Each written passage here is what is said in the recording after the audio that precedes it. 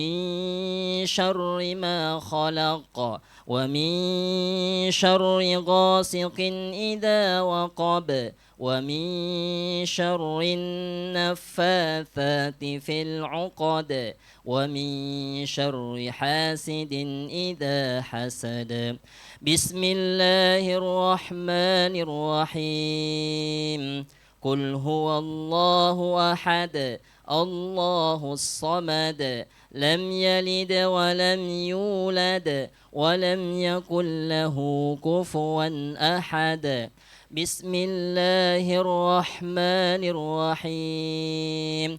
تبت يدا أبي لهب وتب ما أغنى عنه ماله وما كسب سيصلى نارا ذات لهب وامرأته حمالة الحطب في جيدها حبل من مسد.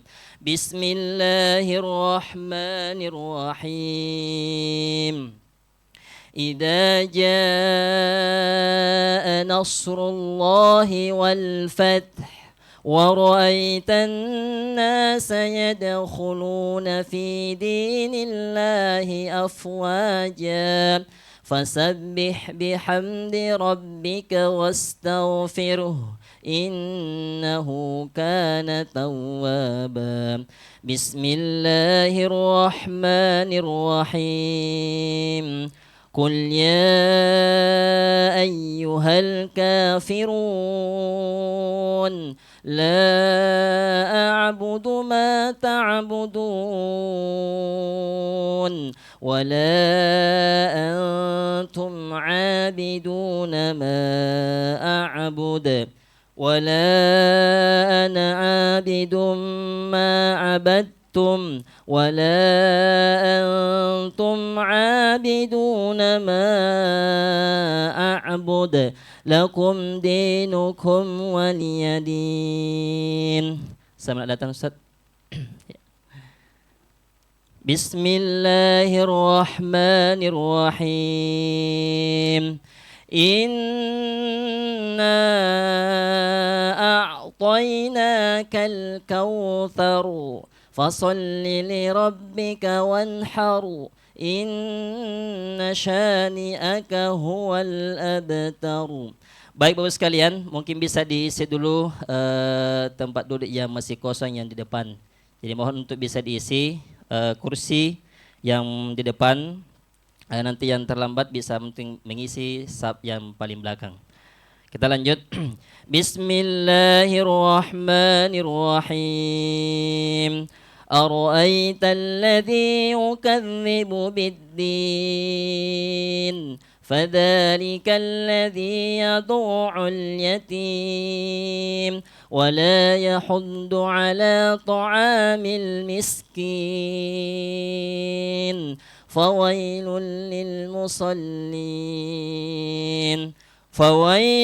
للمصلين الذين هم عن صلاتهم ساهون الذين هم يراعون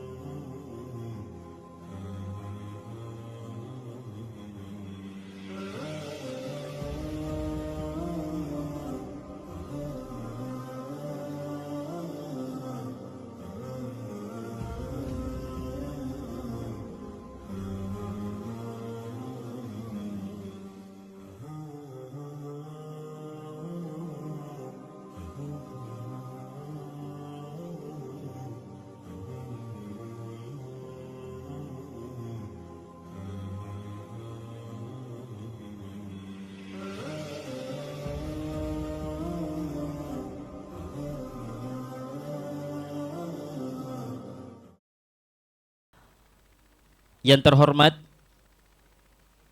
atau yang kami muliakan Bapak Ustadz Profesor Dr. Firdaus Muhammad MA.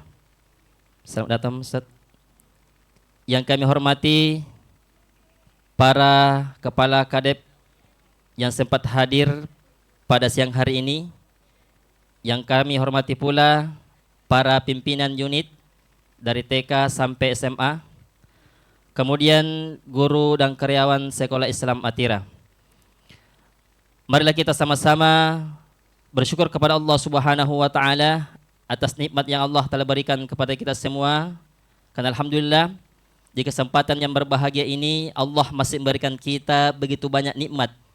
Terutama mungkin adalah nikmat kesehatan, nikmat kesempatan sehingga alhamdulillah bisa hadir di tempat ini untuk mengikuti kajian rutin kita setiap bulannya yang diperkersai oleh tim ataukah kasih QGDP.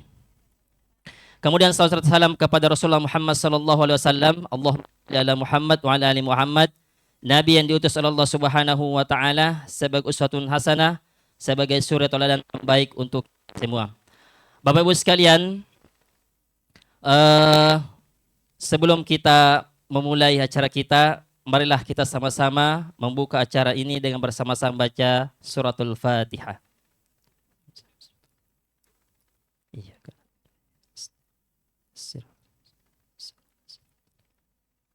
Amin amin ya rabbal alamin. Selanjutnya untuk lebih mendapatkan keberkahan dari Allah Subhanahu wa taala, maka marilah kita mendengarkan lantunan ayat suci Al-Qur'an yang akan dibawakan oleh Bapak Al-Ustadz Irsyad Fitra SH, Guru Al-Qur'an Unit SMP. Kepadanya kami persilahkan.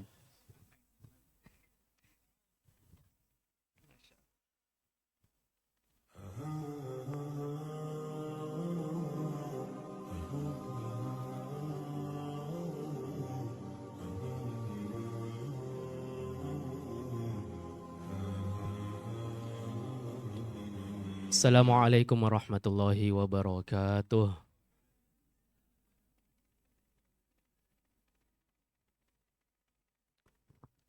A'udzu billahi minasy syaithanir rajim.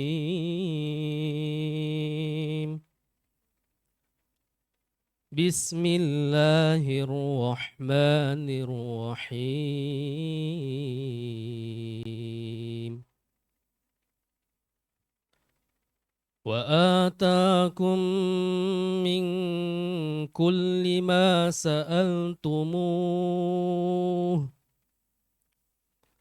وإن تعدوا نعمة الله لا تحصوها إن الإنسان لظلوم كفار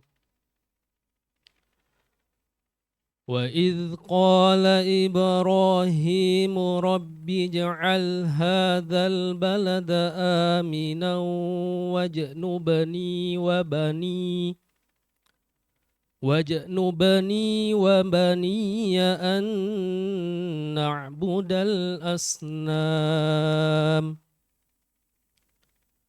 رب إنهن أضللن كثيرا من الناس فمن تبعني فإنه مني ومن عصاني فإنك غفور رحيم ربنا إني أسكنت من ذريتي بواد غير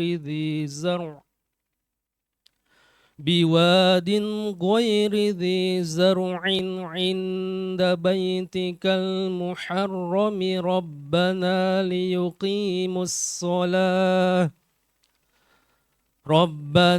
ليقيموا الصلاة فاجعل أفئدة من الناس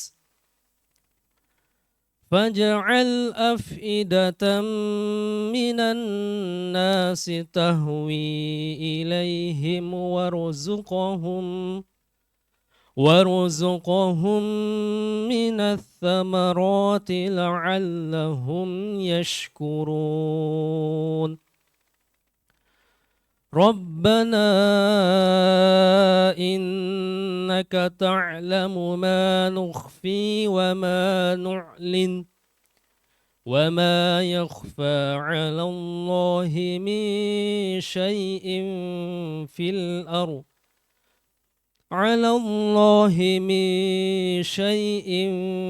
الأرض ولا في السماء الحمد لله الذي وهب لي على الكبر إسماعيل وإسحاق إن ربي لسميع الدعاء رب اجعلني مقيم الصلاة ومن ذريتي ربنا وتقبل دعاء ربنا اغفر لي ولوالدي وللمؤمنين يوم يقوم الحساب صدق الله العظيم. Assalamualaikum warahmatullahi wabarakatuh.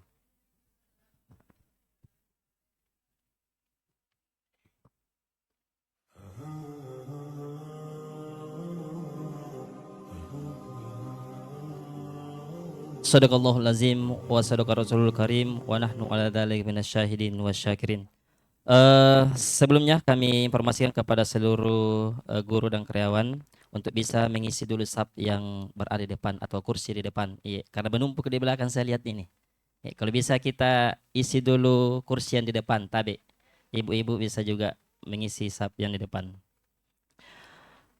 Demikianlah tadi pembacaan ayat suci Al-Quran yang dibawakan oleh Ustadz Irsyad. Semoga yang membaca dan mendengarkannya mendapatkan pahala di Allah Subhanahu wa Ta'ala.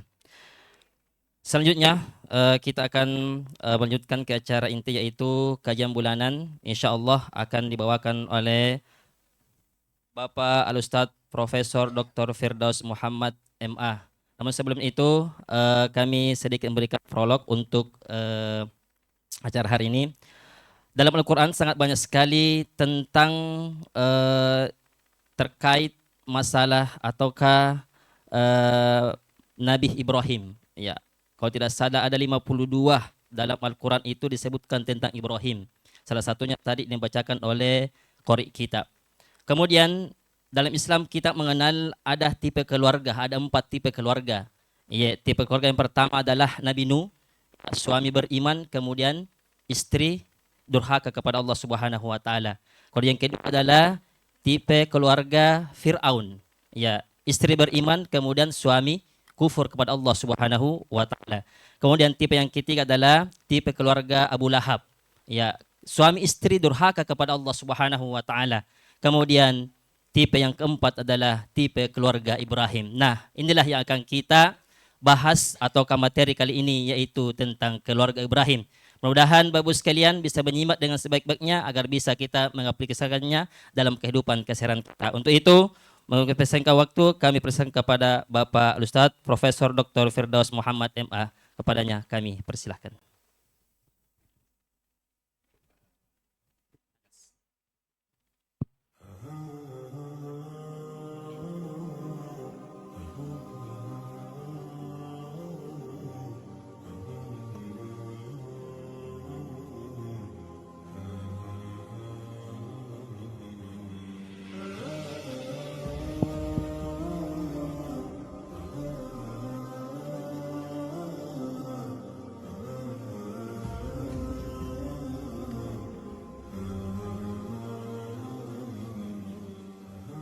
Bismillahirrahmanirrahim. Assalamualaikum warahmatullahi wabarakatuh. Alhamdulillahilladzi 'allama al-insana ma lam ya'lam. Asyhadu an la ilaha illallah wahdahu la syarikalah wa asyhadu anna Muhammadan abduhu wa rasuluh. Allahumma shalli ala sayyidina Muhammad wa ala alihi wa sahbihi ajmain. Amma ba'd. Yang saya hormati, muliakan Bapak Pembina Pimpinan dari Sekolah Atira, Kepala Sekolah, Kepala Madrasah, Bapak Ibu, para guru, hadirin hadirat yang berbahagia. Syukur alhamdulillah hari ini kita melanjutkan kajian kita, kajian bulanan, yang mana hari ini tema yang diangkat adalah keluarga Ibrahim. Teriring selawat dan taslim kepada Rasulullah Sallallahu Alaihi Wasallam, kita senantiasa bersalawat. Karena salawat itu tanda cinta. Siapa yang mencintai sesuatu, fazikran kazira, banyak menyebut-nyebut yang dicintai. Jadi mencintai Nabi itu banyak membaca salawat. Dan kata Nabi, man ahabbani, siapa yang mencintaiku, kana ma'i fil jannah, akan bersama-sama aku di dalam surga. Dan dalam kitab Muhtarul Hadis, itu hadis yang pertama dibahas adalah Nabi meminta mendatangi pintu surga dan minta dibukakan pintu surga. Lalu kemudian Nabi ditegur oleh penjaga pintu surga. Siapa engkau? Ana Muhammad. Lalu kemudian dikatakan, saya diperintahkan untuk tidak membuka pintu surga kecuali engkau, qablaka, sebelum engkau. Artinya Nabi yang pertama masuk surga adalah Rasulullah Sallallahu Alaihi Wasallam. Dan orang yang paling kikir, kata Nabi, itu adalah orang yang apabila namaku disebut-sebut lalu kemudian tidak bersalawat. Ya, saya memulai karena ini pengajian tapi diminta slide, ada PPT-nya. Ya, kalau katanya tidak pakai PPT jadi PT kanak-kanak. Harus ada PPT-nya. Judulnya Keluarga Ibrahim. Saya hanya menambahkan saja meneladani. Jadi kita tidak hanya mengenal tapi juga mau meneladani. Silakan. Nah, ini kita mulai dulu. Bahwa kehidupan yang paling banyak masalahnya itu adalah keluarga. Ya. Kalau bukan istrinya bermasalah, biasa suaminya. Sudah baik lagi suaminya, baik istrinya, biasa masalah di anaknya. Ya, baik istrinya, suaminya, anaknya, tapi kadang orang tuanya mencampuri. Baik lagi orang tua, kadang mertua. Kalau bisa baik semua itu kita minta keluarga sakinah mawaddah warahmah. Itu pun sebenarnya kalau sudah baik semua bukan dijamin tidak ada masalah, ada lagi masalah. Kita sudah baik, suami baik, istri baik, ekonomi tidak baik. Nah itu. Iya, pemerintah yang bikin efisiensi ternyata virusnya sampai di keluarga. Karena banyak masalah sehingga butuh solusi. Semua masalah ada solusinya. Yang paling pintar menyelesaikan masalah itu sebenarnya guru. Ya, gitu.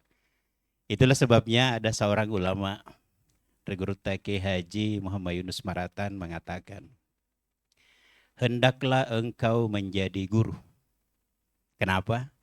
Karena guru itu selalu satu kalau guru ingin agar anaknya, anak didiknya, muridnya itu baik. Itu satu. Kalau guru itu selalu ingin muridnya baik.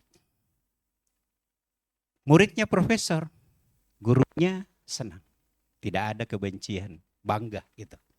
Makanya kita ini adalah orang-orang mulia. Karena menjadi guru, seluruh waktu kita adalah menjadi guru untuk memberi kebaikan kepada banyak orang. Nah, guru inilah yang banyak bisa menguraikan masalah, memetakan masalah, di mapping, lalu kemudian ada solusinya. Nah, tentu ketika kita ingin memberi solusi terhadap satu masalah termasuk dalam keluarga, maka kita butuh teladan. Yang dalam hal ini kita teladani Nabi Ibrahim alaihissalam. Oke, berikutnya. Ya, kita mencoba mencontoh keluarga Nabi Ibrahim. Lanjut. Nah, ini dulu frame kita. Ya, ini kita mulai dulu dari sini. Saya tadi khutbah di Masjid Al-Markas Al-Islami. Judulnya sama. Peran keluarga di dalam menjaga keutuhan bangsa. Sampai di sini dikasih judul keluarga Ibrahim. Jadi hari ini kita bahas keluarga. Ini materi dari Ibnu Khaldun. Itu. Nah, Ibnu Khaldun mengatakan, ketika kita ingin, ini paradigmanya, individu, keluarga, masyarakat, negara. Kita semua ada di situ bagiannya. Jadi yang pertama harus diperbaiki itu adalah individu. Individu itu soleh kalau laki-laki, soleha kalau perempuan. Kita bisa menjadi orang soleh, bisa menjadi orang soleha. Kita bisa. Tetapi membentuk keluarga kita menjadi keluarga saleh, soleha, membina anak-anak kita, anak didik kita berat. Nah, inilah tujuan kita. Jadi yang pertama harus ditata itu adalah pribadi. Jadi kadang ada orang mau memperbaiki tapi dia tidak baik. Nah, guru itu kan pertama apa yang menjadi kekuatan guru pada keteladanan. Ya.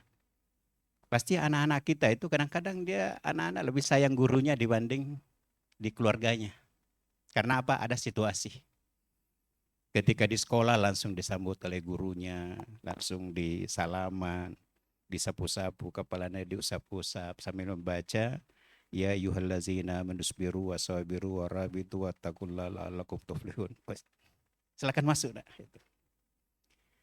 Nah, itu pribadi soleh-solehah. Ini yang harus dulu dibentuk.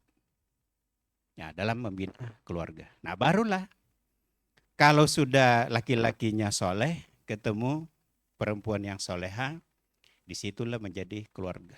Wamin ayatihi an khalaqalakum min anfusikum aswajan litaskunu ilaiha wa ja'ala bainakum mawaddah warahmah. Nah, ini. Apa itu keluarga sakinah? Ya, sakinah itu tenang. Ya. Tujuan keluarga itu tenang, bahagia, damai. Nah, sekarang apakah keluarga itu tenang, damai, tidak ada masalah? Nah, kembali di awal. Apapun masalahnya, kalau suaminya soleh, istrinya soleha, aman, masih bisa di atas. Kalau sudah sakinah, barulah ke mawaddah. Mawaddah, kemudian warahmah. Bahkan ulama membagi, ada tahapannya. Keluarga baru itu masih sakinah, tahapannya. Tenang dia, bahagia. Tapi kalau sudah lama berkeluarga, sudah mulai. Berapa lama Bu yang indah dalam berkeluarga? Pas jadi pengantin. Berapa lama itu Pak? 3 bulan? 3 tahun? Atau ada pengantin baru di sini Bu? Oh, baru mau. Iya. Di awal itu butuh sakinah. Tapi sakinah saja enggak bisa. Cinta dengan sakinah itu enggak bisa. Kenapa? Karena banyak perubahan-perubahan. Semakin lama kita menjalin rumah tangga, semakin banyak masalah. Dia mengatakan tidak ada keluarga yang tidak ada masalahnya. Ya kita pahami itu, mengukur, iya betul juga. Tapi kadarnya beda-beda. Ada orang yang masalah terus. Ya, selalu ada masalah dalam keluarganya. Itu. Padahal orang terhormat, hidup berkecukupan. Tapi kenapa selalu juga ada masalah dalam keluarga? Nah, makanya dibutuhkan mawaddah. Apa itu mawaddah? Ada ulama mengatakan mawaddah itu cinta plus. Tidak cukup hanya satu cintanya. Karena ada perubahan fisik. Ya, enggak tahu juga kenapa itu orang kalau sudah menikah berubah fisiknya. Enggak, bukan hanya perempuan, maaf. Laki-laki. Sejak kapan berubah postur tubuh? Ya, ada enggak tahu juga kenapa kalau setelah menikah postur tubuh berubah. Ya, laki-laki juga, laki-laki tuh naik badannya. Ya perempuan, setelah melahirkan anak pertama masih bisa, kedua, ketiga. Kalau tidak ada perawatan, kalau tidak pakai perawatan, nah perawatan sekarang biaya besar. Gitu.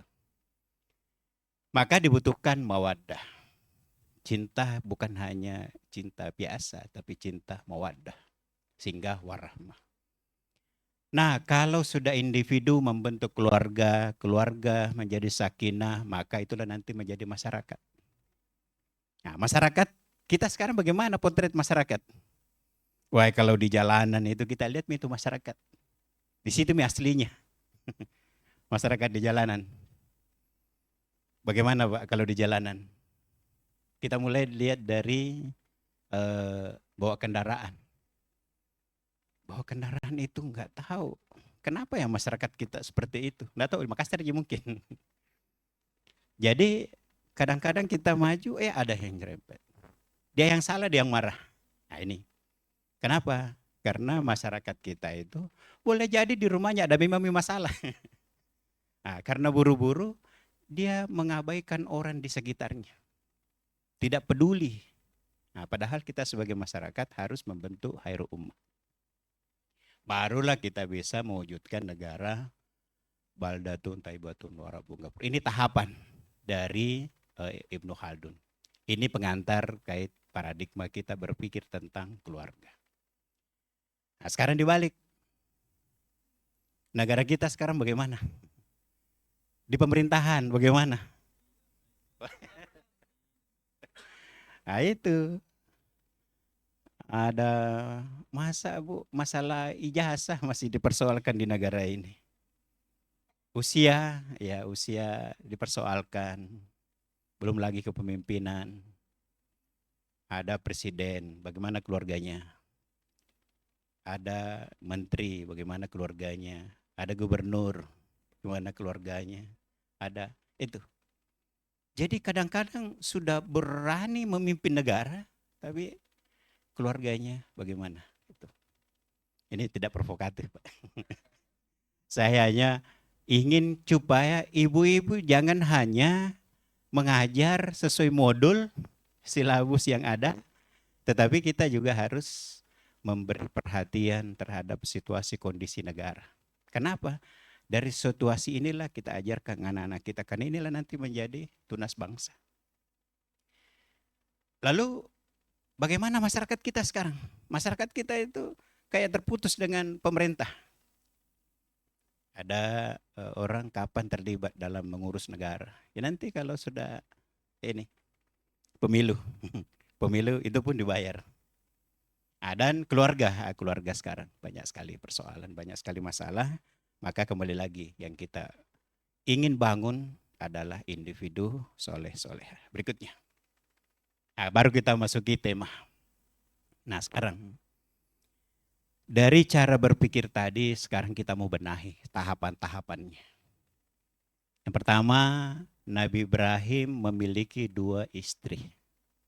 Saya tulis di situ Bu, poligami. Ini masalah tidak selesai. Saya kebetulan dosen di UIN Alauddin Makassar. Kemarin ada pengukuhan guru besar. Salah satu pidato di antara 3 guru besar dikukuhkan adalah menyangkut poligami. Tidak pernah akan tuntas. Inilah pembicaraan laki-laki yang tidak pernah tuntas di warkop. Ya Pak ya? Itu.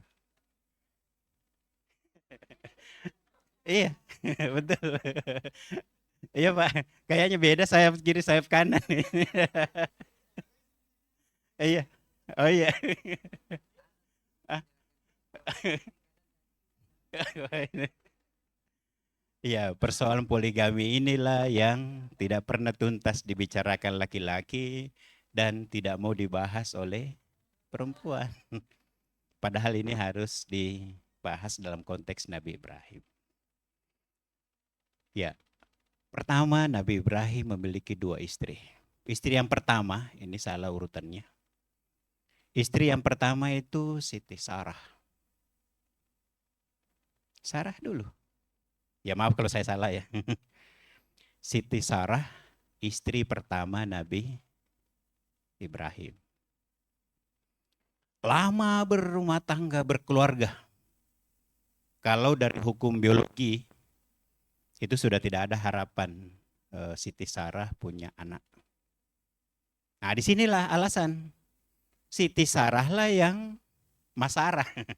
Bahasa Bugis ya. Yang risau dengan kondisi suaminya. Ini nabi, orang hebat, nggak punya keturunan. Barulah di situ berpikir,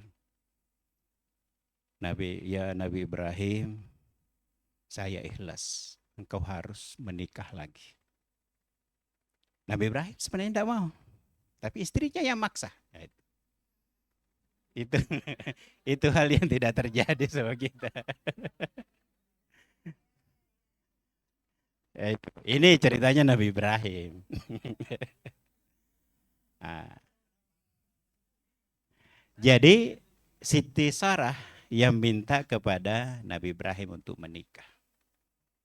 Ya akhirnya Nabi Ibrahim berbesar hati, lalu kemudian minta kepada Siti Sarah, saya mau menikah, tapi engkau yang pilihkan. Waduh. Waduh. Ini paling berat, Pak. Di sini belum ada suara.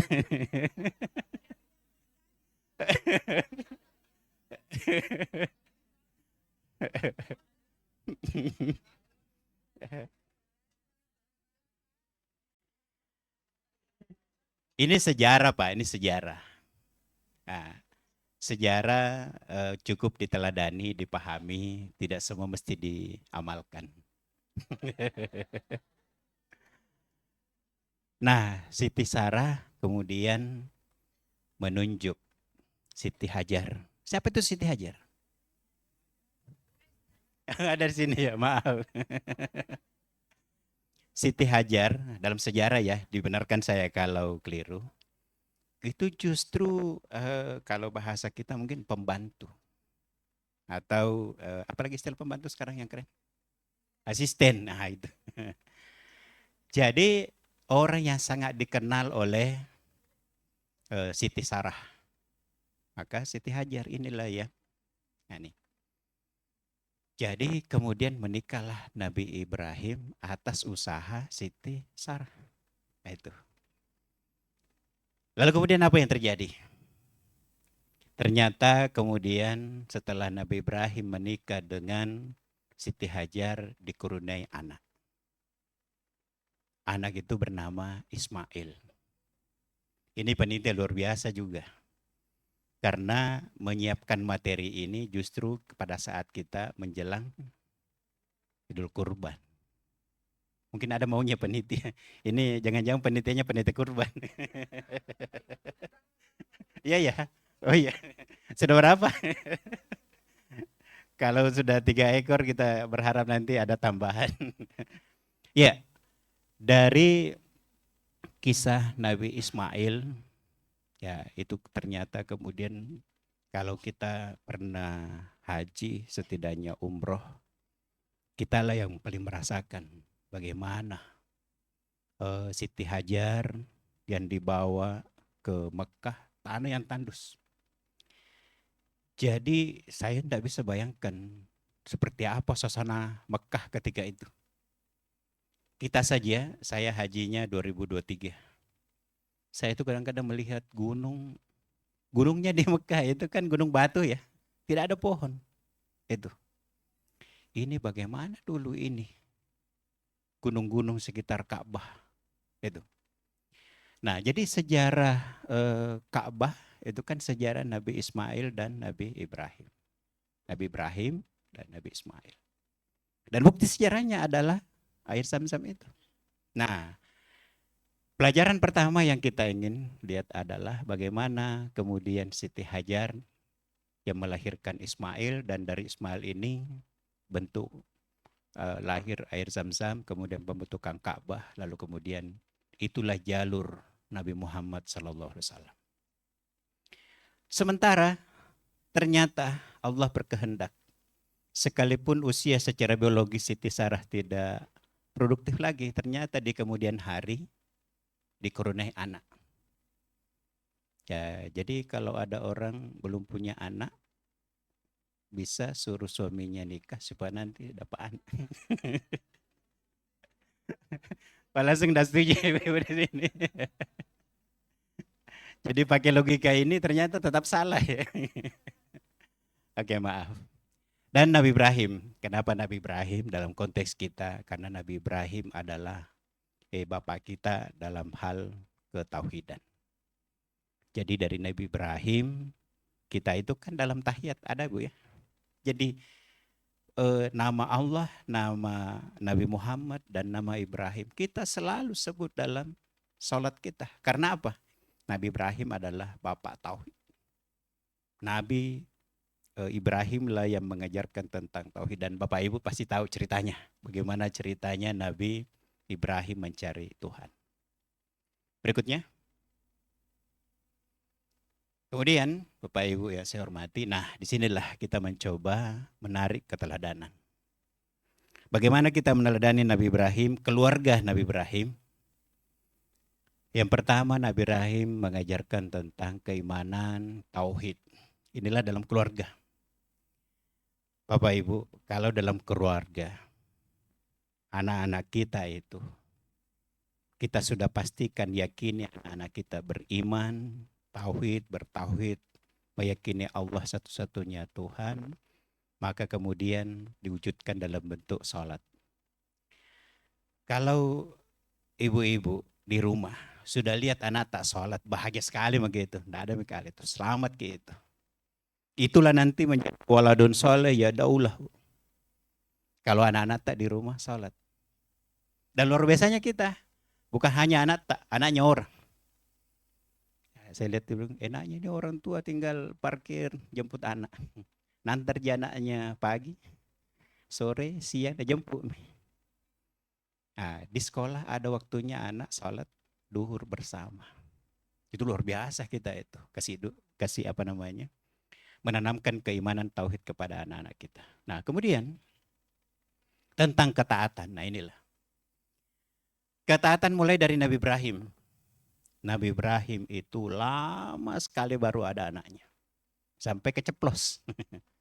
Apa kata Ibrahim? Nabi Ibrahim itu kan orangnya sangat dermawan. Terkenal. Jadi Nabi Ibrahim itu tidak pernah makan sendirian. Siapa di sini yang contohnya? Jadi suka matraktir. Nah, pokoknya kalau di warkop, di kafe, panggil pokoknya dia di luar di kasir. Asumentom itu kiris. Atau apa. Sudah dibayar. Gitu. Nah, tidak pernah kita ketemu langsung bilang, siapa yang bayar? Sudah ditahu pasti dia yang bayar. Oh, itu berarti ada gen Nabi Ibrahim sampai ke dia. Iya. Tapi sedekah itu berat. Banyak tantangannya. Karena dikasih keluar. 5.000, 10.000, 100.000 berat. Ya, sekarang sedikit mending kalau sudah ditransfer. Beda yang rasanya. Kalau matras 100.000 dikasih dengan transfer 1 juta lebih terasa yang 100.000. Nah, ketaatan. Nabi Ibrahim itu pernah berkata, karena sangat dermawan, menyumbang, bersedekah. Beliau sampai pernah mengatakan, anak pun kalau saya dikasih. Itu. Nah, makanya hati-hati juga, jangan sembarang dibilang. Nah, kalau lulus P3K, begini dia bilang. Kalau naik golongan, begini dia bilang. Nah, itu yang sewajarnya saja. Nah, dari Nabi Ibrahim kita belajar. Ternyata ditagih, diminta supaya bagaimana anaknya disembelih. Nah, di situ menjelaskan tentang ketaatan seorang Nabi Ibrahim. Benar-benar mau potong anaknya gitu. Dan disitulah sejarah kurban. Dari proses Nabi Ibrahim yang mau potong anaknya.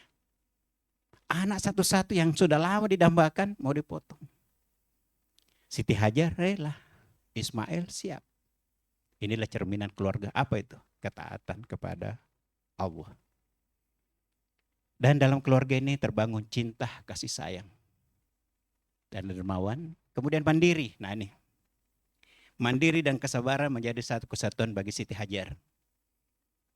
Bayangkan, ya Bapak Ibu yang kalau posisi di Mekah itu, di Ka'bah, bayangkan mungkin di situ. Di mana Nabi Siti Hajar berlari-lari. Itu kan Nabi Ibrahim cuma bawa ke situ. Karena perintah Allah. Bawa istrimu sama anakmu, Hajar dan Ismail, masih bayi. Lalu kemudian ditinggalkan.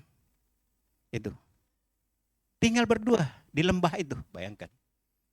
Kita di Mekah pakai AC saja, kalau keluar langsung panas sekali.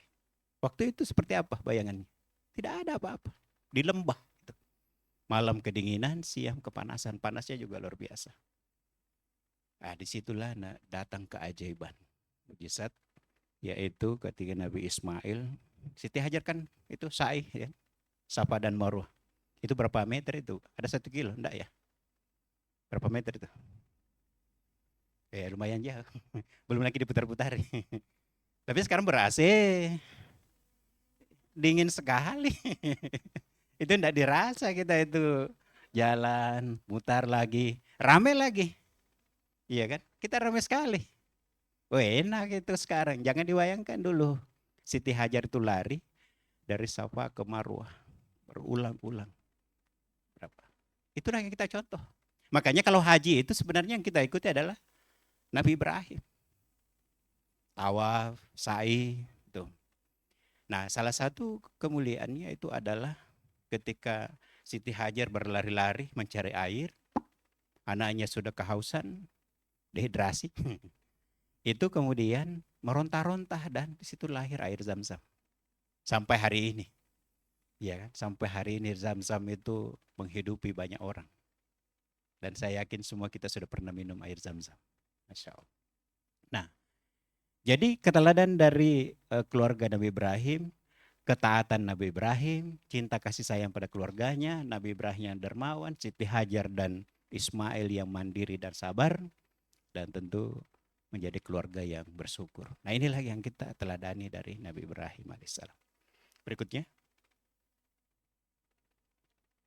Nah sekarang kita wujudkan dalam konteks kekinian. Nah, sedikit lagi. Yang pertama kita sebagai orang tua. Nah, kita ini guru sebenarnya semua orang tua pada murid-murid kita. Orang tua adalah guru yang pertama, al-madrasatul ula. Nah, keluarga adalah sekolah keteladanan. Yang pertama diajarkan adalah tauhid, lalu kemudian cinta pada Al-Quran dan Nabi. Adibu auladakum bikiraatil Quran. Itu hadis Nabi. Yaitu didiklah anakmu untuk mencintai Al-Quran. Belajar Al-Quran. Itu ajaran Nabi pertama itu adalah membaca Al-Quran. Didik. Harus ada perhatian. Nah sekarang kita bahagia sekali. Banyak rumah-rumah tahfiz. Anaknya sudah hafal Quran. Luar biasa. Wisuda 30 juz. Itu luar biasa. Hanya dalam hitungan berapa bulan, setahun, anak-anak kita sudah hafal Quran. Di Makassar ini banyak sekali rumah-rumah tahfiz. Sudah aman. Yang berikutnya adalah adibu auladakum bihubbi nabiyikum. Didik anakmu untuk mencintai nabinya. Lalu kemudian kita tanamkan pemahaman agama, lalu kemudian diiringi dengan pengamalan. Berikutnya. Sekarang bagaimana kita merawat keluarga. Sederhana saja, tapi berat. Pertama, menghargai peran. Bapak, apa perannya suami, Pak? Siapa tahu kita lupa. Ya, cari nafkah. Ya. Ya, Pak? Oh ya. Carikan nafkah, baru hibur. Oh, mijit. Menghargai peran. Nah, sekarang kita tidak bisa lagi patuh pada peran, melainkan kita sudah harus berbagi. Laki-laki itu kalau bicara agama, perannya di luar rumah, cari nafkah. Perempuan perannya di rumah, mengurus keluarga. Nah, sekarang ketika keluarga, peran perempuan ada di luar, maka laki-laki boleh memainkan peran di rumah. Masak, cuci piring, bersihkan, setrika, atau istri. Seharusnya. Kemudian saling mengapresiasi karya. Ya, ini karya dan profesi. Jadi jangan, inilah yang banyak sekali persoalan. Jadi di Makassar itu perceraian tinggi. Dan yang paling banyak itu rupanya beda di kampung. Kalau di kampung, di Wajo, di Sopeng, di Boni, di mana lagi kampung tak? Itu ratusan kasus perceraian di daerah tertentu. Tapi dominan pernikahan dini. Apa namanya? Ya masih pengantin-pengantin baru. Ternyata setelah berkeluarga, tidak ada kerjanya, ini dan itu, masalah KDRT, macam-macam.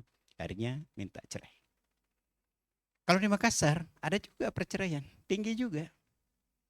Tetapi banyak yang minta cerai justru, ini hati-hati. Yang minta cerai itu ternyata ibu-ibu yang sudah kerja, sudah mapan. Nah, ada yang kemudian minta cerai. Nah, itu kalau kita tidak saling menghargai, mengapresiasi profesi masing-masing, itu bisa terjadi. Ya. Lalu kemudian saling berbagi cerita masalah. Nah, ini kayaknya berat. Kita mau berbagi cerita sama istri yang tadinya satu aja masalah, begitu dicerita. Iya. Saya juga tidak tahu, Pak. Itu cerita kenapa kasihan itu perempuan yang selama ini kita kenal lemah. Sekarang ada istilah, Pak. Apa itu? Makhluk Allah ras terkuat. Apa ya? Dan tidak tahu juga kapan itu ada istilah laki-laki takut suami. Kenapa? Oh, maaf. Iya, sorry, kebalik.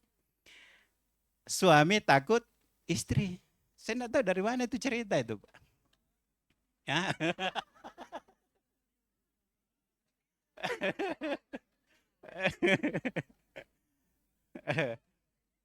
Iya. Ini dan yang terakhir bagian ini adalah komunikasi keluarga. Itu kayaknya paling kuncinya itu sebenarnya di komunikasi. Karena itu bapak-bapak merasa dia capek sehingga dia di rumah istirahat nih.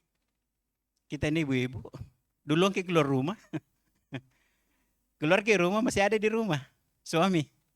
Begitu kita kembali, istri kembali, ada Tommy.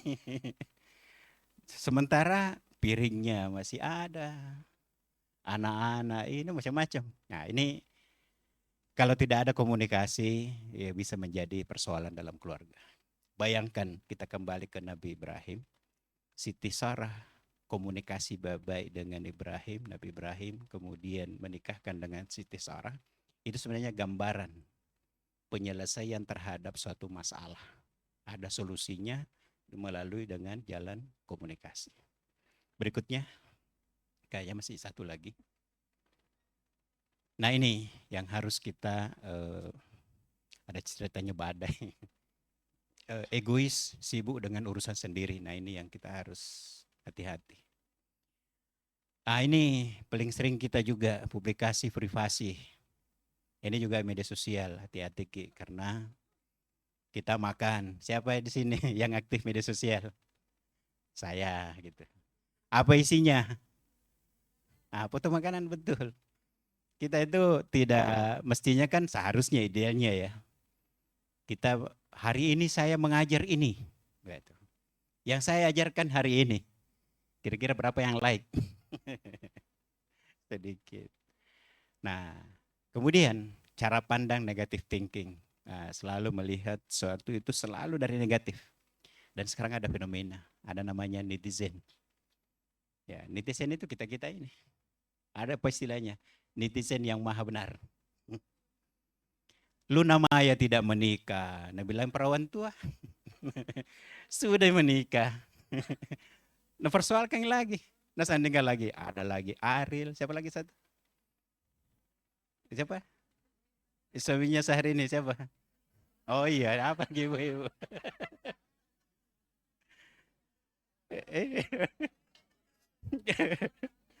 Iya, itulah namanya netizen. Tapi itu netizen selalu viral-viral. Coba kita lihat yang viral-viral. Itu selalu cenderung dari sisi negatif. Memang banyak komentar, tapi salah semua. Nah, inilah susahnya. Nah, makanya amannya jangan sembarang share karena ada namanya jejak digital. Dan ya ini kembali lagi tadi miskomunikasi, kita hindari miskomunikasi. Kemudian yang terakhir, silakan. Yang terakhir ingin saya sampaikan kaitan dengan hal itu, kita share hal-hal yang positif, yang terukur, yang pantas, yang baik, yang mendidik. Jadi media sosial itu menjadi wajah kita, cermin diri kita. Maka bapak-bapak, ibu-ibu, sharelah hal-hal aktivitas kita sebagai guru Atira. Dan yang paling penting lagi anak-anak kita. Jangan sampai ada yang share. Satu jitu anak yang berbuat bisa merusak citra institusi kita. Nah, karenanya dilema mau disuruh anak-anak bawa HP, saya tidak tahu di sini apakah anak-anak disuruh bawa HP. Disuruh bawa HP, kadang main TikTok. Sedikit saja kita lengah, TikTok. Baru share. Dia tidak tahu akibatnya. Tidak tahu positif negatifnya. Tidak disuruh bawa HP, sementara sekarang sudah pendekatannya teknologi. Kalau sudah diabaikan teknologi ketinggalan sekali. Sekarang kita saja nakalaki anak tak. Nakalaki murid tak. Sekarang kita harus siap-siap diajar sama anak, diajari oleh murid. Ketika HP tak bermasalah, sini Bu, saya perbaiki. Bisa. Gitu. Kemudian hindari jejak digital. Ini penting. Jejak digital. Saya tidak tahu sekarang kenapa ada suka sekali suami ketika dapat istrinya selingkuh. Nah tahu tuh istrinya selingkuh di hotel, pergi na video. Sebaliknya ada juga istri. Puas sekali rasanya ketika na video suaminya dengan perempuan lain. Kemudian na share. Apa untungnya? Tuh, tidak ada. Tambah sakit hati dan merusak citra. Dan sekarang itu yang paling kita khawatirkan, konten-konten negatif ini menjadi jejak digital, tidak hilang. Yang Ridwan Kamil, dia merancang masjid di Bandung, indah sekali, Bu. Dan kita tahu masjid 99 kubah. Nah, itu banyak foto tadi situ. Siapa arsiteknya? Ridwan Kamil.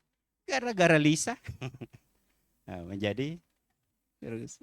Oh maaf kalau ada yang saya kira ini Bapak Ibu kajian kita ini tidak ceramah karena pakai slide. Jadi kita bersama-sama mencoba merefleksikan kehidupan keluarga Nabi Ibrahim. Tujuannya adalah untuk diteladani. Dan sekarang momen menjelang Idul Adha yang kita teladani adalah Nabi Ibrahim. Sekarang kita memiliki keluarga, sahabat-sahabat, saudara-saudara kita itu menunaikan ibadah haji. Ya alhamdulillah menunaikan ibadah haji. Sekarang prosesnya sudah ada di Mekah. Tidak lama lagi wukuf dan menjadi haji. Semua prosesnya itu sebagian besar mengikuti jejak-jejak Nabi Ibrahim alaihissalam. Dan kita juga bagi yang belum atau yang sudah selalu berdoa Allahumma rzuqni ziyaratal haramain. Kita mohon agar kita bisa menziarahi haramain. Kalau Mekah itu cerita Nabi Ibrahim, kalau Madinah cerita kisah-kisah Rasulullah sallallahu alaihi wasallam. Demikian, terima kasih. Assalamualaikum warahmatullahi wabarakatuh.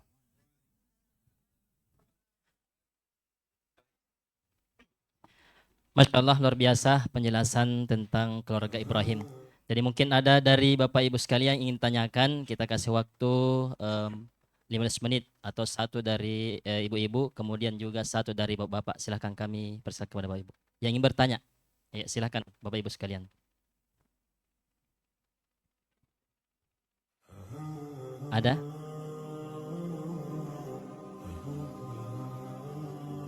Berarti sudah paham semua ini Ustaz. Oh, iya.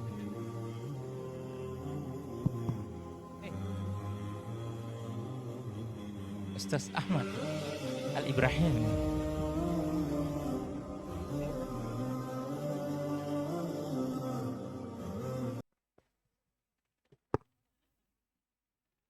Bismillahirrahmanirrahim. Assalamualaikum warahmatullahi wabarakatuh. Wassalamualaikum warahmatullahi wabarakatuh. Syukran Ustaz atas kesempatan untuk bertanya. Yang saya tanyakan di sini yang ayat tentang atau kisah Nabi Ibrahim ini Ustaz. Wa fadainahu bidzibhin azim. Kami ganti Ismail dengan sesembihan yang besar. Di sini hikmahnya apa Ustaz? Kenapa harus diganti? Tidak Nabi Ismail saja yang disembelih. Iya kan? Iya Ustaz, mungkin itu. Ya, terima kasih. Jadi sebenarnya itu dari kisah ini sebenarnya yang paling inti adalah uji keimanan, ketaatan kepada Nabi Ibrahim. Kita saja sekarang disuruh mengorbankan anak berat. Apalagi Nabi Ibrahim yang kita sudah tahu kisahnya. Lama baru punya anak, lalu kemudian anak satu-satunya waktu itu, belum ada Nabi Ishak, itu disuruh sembelih. Apa pelajaran penting di situ? Adalah ketaatan Nabi Ibrahim. Itu. Nabi Ibrahim rela melakukan itu karena perintah Allah. Lalu kemudian Siti Hajar juga menerima. Itu jarang kita bisa menemukan keselarasan keimanan keluarga ini, keluarga Nabi Ibrahim yang kita lihat itu adalah ketaatannya Nabi Ibrahim. Lalu kemudian ketaatan dan kesabaran, keikhlasan istrinya Siti Hajar. Dan ketaatan, keikhlasan Nabi Ismail. Ya, jadi pelajaran di sini adalah bagaimana dalam keluarga itu harus kembali tadi individu yang soleh-solehah. Nah, ini yang berat dalam pertemuan rumah tangga itu adalah menemukan jodoh pasangan yang soleh-soleha secara istiqamah. Nah, dulu waktu masih ta'aruf, nah, baik sekali. Nah, setelah berumah tangga, nah, ada karakternya yang kita dulu tidak tahu. Ta'arufnya juga kan tidak detail. Ternyata orangnya kasar. Susah sekali menghadapi orang suami yang kasar, egois. Dan saya tidak bisa mengerti kalau ada laki-laki itu main tangan, KDRT. Itu. Nah, jadi dari keluarga Nabi Ibrahim kita lihat Nabi Ibrahim sosok yang sangat ideal. Karena apa? Karena keimanan, ketakwaannya, ketaatan kepada Allah. Jadi soal tauhid, di situ kita belajar dari Nabi Ibrahim. Soal agamanya. Jadi ada suami yang KDRT, nah pukul istrinya. Ada juga tidak memukul, tapi lebih sakit dari pukulan. Kata-katanya. Waduh, kata-katanya itu benar-benar kita seperti tidak ada harga diri. Itu. Dan tidak menutup kemungkinan ada orang baik-baik. Di banyak orang, di mata banyak orang dia orang baik. Tapi kita yang istrinya merasakan, ternyata dia orang begini. Orang tidak tahu, tapi saya sabari saja. Sabar gitu menghadapi. Mau dia apa? Itu. Masa saya mau cerai? Saya ini terpandang. Tapi makan hati. Karena apa? Suami yang tidak Ibrahim gitu. tidak seperti keimanan ketaatan Nabi Ibrahim. Nah, Siti Hajar sulit menemukan sekarang istri yang seperti Siti Hajar. Baru uang belanja saja terbatas sudah mulai. Ini Siti Hajar anaknya mau dibunuh, rela gitu, tidak ada pertanyaan. Jadi ketika Nabi Ibrahim menyampaikan bahwa saya diperintah oleh Allah, begitu mendengar Nabi Ibrahim bahwa Allah perintahkan, silakan ambil. Itu. Nah sekarang pelajaran buat ibu-ibu, bisakah kita meneladani Siti Hajar? Yakni bagaimana supaya dalam berumah tangga itu istri berperan. Kalau Allah yang menginginkan, perintah Allah itu tidak bisa ditawar. Ya ini. Sudah selamat, suami baik seperti Nabi Ibrahim, istri baik seperti Siti Hajar. Sekarang problem lagi di anak. Membina, mendidik anak sekarang berat. Nabi katakan, didiklah anakmu sesuai dengan zamannya. Sekarang zamannya apa? Zamannya sudah media sosial. Kalau ada ibu-ibu melarang anaknya main HP sekarang, stres Ki. Nggak bisa Ki. Apalagi kalau jangan kau main HP. Baru tidak pernah lepas tangannya. Itu. Iya. Jadi HP ini menjadi alat kita positifkan saja. Ya di situ. Buka Al-Quran di situ. Surah Ibrahim baca. Mengaji kau. Ada di situ aplikasi, sudah buka aplikasi. Biarkan dia main HP, gunakan. Nah, tetapi diatur durasinya supaya tidak radiasi karena ada juga dampak buruknya. Jadi kalau kita melarang, jangan main HP. Itu. Dimarahi terus main HP. Akhirnya berdosa anak karena curi-curi. Itu. Lebih baik diarahkan supaya mereka punya kesadaran, ada waktunya main HP, apa yang dibuka. Didik anakmu sesuai dengan zamannya. Sekarang zaman teknologi informasi. Nah, Nabi Ismail itu anak yang taat. Sekarang berat. Mendidik anak sekarang berat. Ya, kalau di sekolah kita masih bisa karena aturan jam masuk, ya, jam keluar, jam istirahat, pelajaran. Prof. Haris Menandar mengatakan sekolah itu adalah situasi keilmuan. Tidak bisa anak-anak nakal di sini karena sudah ada semua. Baru masuk ada gurunya, baru masuk lingkungannya, baru masuk sudah situasi ilmu. Di Atira ini tidak ada situ. Tidak ada situasi keadaan yang selain situasi ilmu. Ada kantin, saya lihat tadi ada kantin, enaknya di sini kantin. Ada tempat olahraga.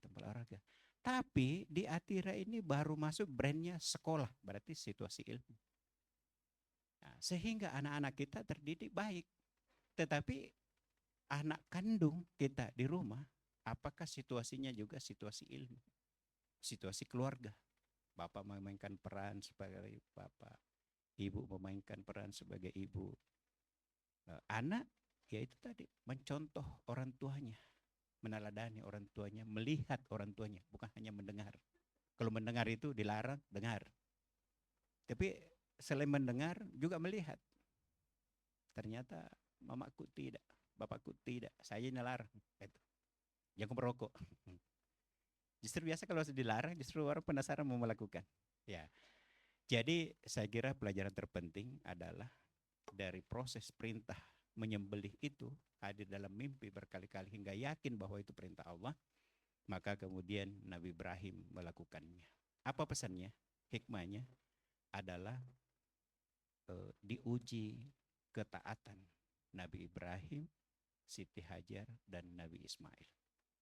Dan dari sinilah keturunan kita, keturunan dari Nabi Ibrahim. Dari Nabi Ibrahim dengan Siti Hajar lahir Ismail. Dari Ismail turun temurun. Itu. Kita masih bisa dapat silsilahnya Bapak Ibu. Dari Nabi Ismail turun sampai kita sampai kepada Rasulullah Sallallahu Alaihi Wasallam. Karenanya sekali lagi kita selain membaca sejarah Rasulullah, kita juga baca sejarah Nabi Ibrahim. Kita pelajari haji. Kalau perlu kita umrah. Nah, setahu saya guru Atirah baru-baru ada yang umrah gitu. Lalu kemudian apa yang kita dapatkan di umroh? Beda itu kalau ada ilmunya dengan tidak. Saya waktu haji, pembimbing haji, sebagai pembimbing, ada jamaah yang tiba-tiba berangkat, orang tua lagi, lansia. Tidak ada pengalamannya, tidak pernah manasik, bayangkan, tidak pernah manasik. Itu naik haji. Itu beda sekali. Masjid Nabawi dengan hotel tidak ada jaraknya. Tapi kalau waktu salat pergi tidur. Dibangunkan, wah kita juga terlambat kalau dia diurusi. Itu. Karena tidak ada pemaknaan. Nah, coba kalau Bapak Ibu sudah ada pemaknaan napaktilas Nabi Ibrahim, itu saja kita bolak-balik sa'i, safa dan marwah itu membayangkan. Kemudian minum air zam-zam membayangkan ketika Nabi Ismail meronta-ronta. Karena kisah haji sebagian adalah kisah Ibrahim. Bahkan di lingkungan Masjidil Haram itu ada namanya hijir Ismail. Gitu. Demikian yang saya sampaikan Bapak Ibu. Mudah-mudahan pertemuan kita ini sebagai majelis ilmu ada berkah. Masih ada? Iya, Oh, boleh. Ya. masih ada. Baik, Siti Hajar atau Siti Sarah saya? Baik, bismillahirrahmanirrahim. Assalamualaikum warahmatullahi wabarakatuh. Terima kasih Prof atas segala ilmu yang diberikan kepada kami. Begini Prof, kami sebagai lembaga pendidikan, Atira itu mengurusi berbagai hal di anak-anak itu, untuk beberapa hal itu sampai ke rumah. Misalnya kita punya karakter log untuk mengukur apakah mereka sholat subuh. Karena di sekolah itu cuma duhur dan asar. Apakah mereka sholat maghrib, apakah mereka sholat isya. Sampai kita mengurusi hal seperti itu, yang kadang-kadang mungkin ada yang berpikir, sekolah kan urusannya harusnya di sekolah saja. Dan juga kami menemukan kondisi-kondisi yang misal, anak-anak kalau dia tirakan ke sekolah SMP SMA itu harus pakai jilbab Prof. Lalu kemudian di keluaran kami seringkali menemukan mereka tanpa jilbab. Nah kami sebagai gurunya kan gergetan, ada sedih, ada kecewa gitu. Tapi lalu kemudian kami melihat kan mereka jalan sama orang tuanya. Mereka jalan ke mall bersama ayah ibunya dan tidak memakai jilbab. Nah pertanyaan saya adalah, dari sebenarnya sejauh mana tanggung jawab sekolah Prof dari perspektif agama dan perspektif lembaga pendidikan? Saya yakin mungkin kami semua sudah ada jawaban masing-masing. Itu kan dia jalan sama orang tuanya. Tapi kalau dari jawaban Prof ini supaya melegakan kami bahwa karena kalau mau urusi semuanya kan kami jadi stres jadi. Tapi juga membiarkannya kayaknya bagaimana begitu. Jadi bagaimana Prof dengan tentang kondisi-kondisi seperti ini. Bukan itu hanya 1-2 contoh, ada beberapa contoh yang lain kami sudah ajarkan di sekolah sedemikian rupa gitu. Tapi kemudian after school-nya tidak seperti yang kami ajarkan. Itu saya mungkin Prof. Terima kasih. Wassalamualaikum warahmatullahi wabarakatuh. Waalaikumsalam warahmatullahi wabarakatuh. Al-Ummu al-Madrasatul Ula. Ibu. Nah, sebenarnya sebut ibu sudah masuk juga. Oh, ayah. Sebagai sekolah yang pertama. Jadi memang sekolah itu sesungguhnya di keluarga. Ya. Jadi tanggung jawab orang tuanya lah yang harus mencerdaskan anaknya, pemahaman agamanya, akhlaknya itu sebenarnya di rumah. Nah, kita di sekolah itu sebenarnya hanya melanjutkan ya, mengisi, memperkaya dari tugas orang tua. Jadi kita itu sebenarnya lebih kepada membantu orang tua.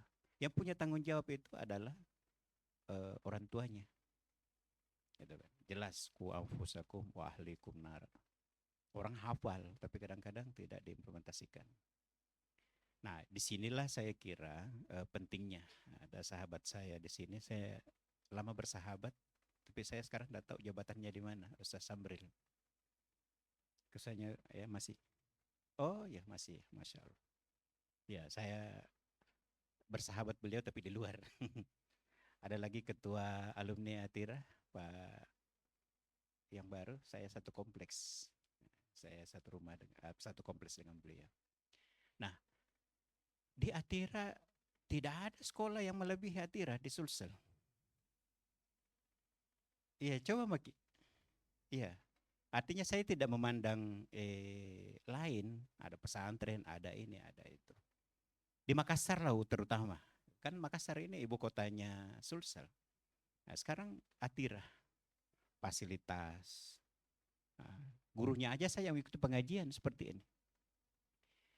Nah, kalau di sekolah Atira, sesungguhnya tanggung jawabnya ibu itu adalah sejak orang tuanya melepaskan anaknya di sini sampai diambil lagi orang tuanya. Selesai Maki. Ya, itu kalau secara administratif. Tetapi tanggung jawab moral kita, kita mau anaknya orang baik. Nah itulah tadi yang saya katakan. Andre Guruta itu mengatakan, jadilah guru karena guru adalah pekerjaan paling mulia. Kenapa? Karena guru itu selalu anak didiknya ingin agar anak didiknya baik. Mau memastikan sholat maghrib enggak, sholat isya enggak, sholat subuh enggak, gitu. Kita ketemu di sini kayak enggak cireng. Siapa ini? Kayak mirip. Kenapa? Di sekolah pakai jilbab, di mall ketemu enggak pakai jilbab. Nah, di mana persoalannya? Persoalannya bukan di guru, persoalannya di keluarga, orang tua. Maka saya kira ya, salah satu juga yang harus kita pikirkan adalah pengajian orang tua, komite. Itu yang paling penting. Kalau guru ini kita sebenarnya lebih silaturahim, selain mengejar pahala, duduk bersama. Apa yang saya sampaikan ini tidak ada yang ibu tidak tahu. Tidak ada hal yang baru. Hanya kadang-kadang memperbaharui. Yang saya sampaikan ini ibu lebih tahu, bapak ibu lebih tahu dibanding saya. Saya juga bicara ini seketemunya. Artinya kita sudah sama-sama paham ini. Yang berat itu persoalan sekarang di keluarga. Contoh Makassar. Ini supaya refleksi saya kepada kita guru. Karena tadi itu berat sekali kalau kita sampai mau memasuki pagar rumah keluarga. Istilahnya wilayata itu dari jam 7 sampai jam 4. Anggaplah begitu hitungan saya. Setelah lebihnya itu kan lebih banyak bersama keluarganya. Nah, sekarang Bapak itu bagaimana di Makassar, Bapak-bapak? Makassar ini ada ribuan warung kopi. Itu. Lalu kemudian di situ orang berapa lama? Berapa lama biasanya, Ustaz, di warung kopi? 1 jam ya? Oh, berapa? Iya. Bukan Pak Warkop itu kalau kurang 1 jam. Baru datang, baru minum kopi, langsung minum, habis. Bukan Warkop itu. Nah, sekarang Makassar coba kita perhatikan sebagai guru, kita orang tua. Adakah perhatian itu bapak-bapak terhadap anaknya? Itu. Nah, apakah dia peduli anaknya bagaimana gitu? Bagaimana anaknya sudah diperbaiki? Apakah dia di rumahnya juga punya tanggung jawab seperti kita? Makanya harus connect. Di sekolah apa diajarkan? Nah, anak-anak di rumah dimanjami orang tuanya. Kita kasih makanan supaya sederhana saja makannya, orang tuanya belikan makanan mewah yang bagus. Kita ajari anak-anak begini, orang tuanya ngajarkan yang lain. Nah itu. Ya, jadi orang tua juga sekarang berubah sekali. Berubah sekali. Bapak-bapak di warung kopi lama. Nah, jadi bapak-bapak itu paling antar anaknya, jemput anak. Bagaimana mendidik anaknya? Nah, inilah yang kita harus. Jadi bapak ibu juga harus memperhatikan fenomena masyarakat.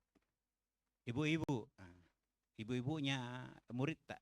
Apa kerjanya? Ibu sosialita, arisan. Itu. Jadi kita sudah capek-capek di sekolah ajarkan begini, bapak ajarkan yang lain, ibunya ajarkan yang lain. Malam, marah-marahi. Tidak ada sekarang pendidikan orang dimarahi. Nah orang tua masih ada yang kadang marahi. Sudah tidak marahi anak-anak, tapi dia bertengkar. Anaknya juga mencontoh. Jadi kalau saya salah satu karena ini tanggung jawab kita ingin orang tuanya terlibat supaya anaknya juga punya dia punya tanggung jawab terhadap anaknya, itu harus ada komunikasi. pertemuan rutin dengan orang tua, pengajian bulanan orang tua, supaya kita bersinergi. Lalu kemudian tampilkan anak-anaknya. Jadi bukan hanya di acara penamatan. Kalau penamatan tamat nih, selesai nih. Nah, mungkin ada, saya tidak tahu persisnya di sini. Tetapi saya kira memang harus ada komunikasi. Jangan kita dia mau perbaiki anaknya orang baru. Belum lagi sekarang orang tua, enak sekali karena kita ini hitung apa lihat uang maaf. Sudahkah saya bayar gitu. Karena sudah dibayar dia langsung mau terima anaknya jadi. Nah, itu yang berat sekali. Paling berat itu diperbaiki, dibangun adalah manusia. Kalau mobil mau diperbaiki bisa, kalau ini mau dibengkeli bisa, bangunan bisa, tapi membangun orang, membentuk orang karakter, apalagi masuk itu karakternya beda-beda. Begitu keluar karakternya baik-baik. Nah, karenanya sekali lagi perlu sinergitas. Orang tua itu harus mengikuti perkembangan anaknya atas komunikasi dengan gurunya. Orang tua jangan hanya marah-marah, lalu kemudian share di medsos, menghukum gurunya, salah gurunya, padahal guru, sekali lagi saya tutup, jadilah guru karena pekerjaan paling mulia adalah menjadi guru, karena guru itu ingin agar anak didiknya baik, dan itulah jihad kita, perjuangan kita sebagai guru, dan tidak ada habisnya sampai kita pensiun. Tapi ada kenikmatan nanti kita rasakan, dan mungkin kita sudah rasakan. Tiba-tiba kita itu berjalan di satu tempat, tiba-tiba yang kasirnya itu, Bu, saya murid tak. Kita tiba-tiba di jalan, Bu, saya murid tak. Pengantin, tiba-tiba cium tangan. Saya murid tak, masalah itu. Jadi memang kita belum panen sekarang. Tetapi ulama mengajarkan, kalau orang sudah dididik agama, biar nakal. Tapi waktunya nanti dia akan kembali. Begitu dia melintas di jalan ini, melihat sekolahnya Atira, disinilah saya dibentuk. Disinilah saya ditanamkan nilai-nilai agama. Itu akan kembali dengan guru. Lebih dan kurangnya dimaafkan. Assalamualaikum warahmatullahi wabarakatuh. Waalaikumsalam. Terima kasih atas penjelasannya, Prof. Baik, dengan berakhirnya pertanyaan tadi, maka berakhir pula acara kita pada sore hari ini. Namun sebelum itu kita bersama-sama membaca suratul Asri, kemudian doa kafaratul majelis.